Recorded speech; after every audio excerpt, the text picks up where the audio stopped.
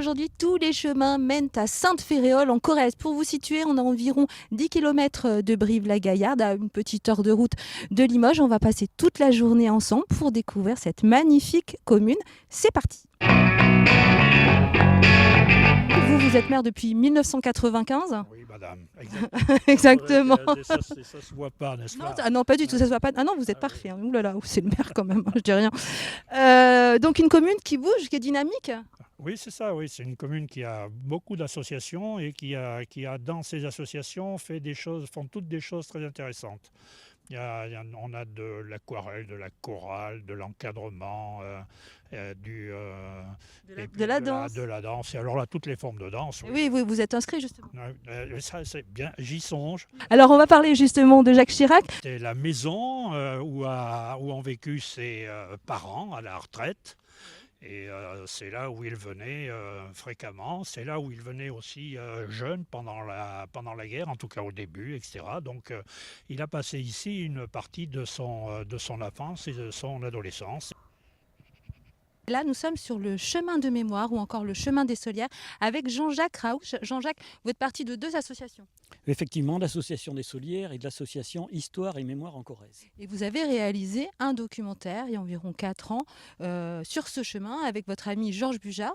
Alors parlez-nous de ce chemin. Qu'est-ce que c'est ce chemin?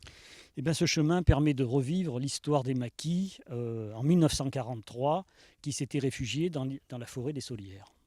Donc, le 15 novembre, les Allemands sont arrivés de Limoges avec un armement lourd et donc ont attaqué les maquis. Le combat s'est terminé par 18 maquisards qui ont été tués.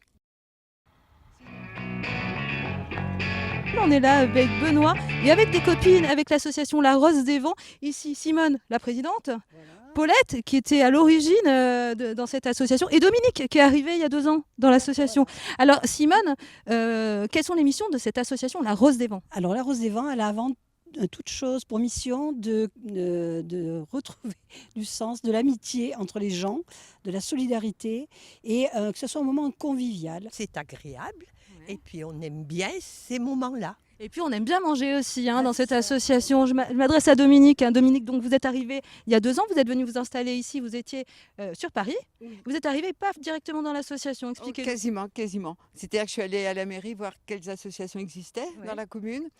Et on m'a parlé de la Rose des Vents.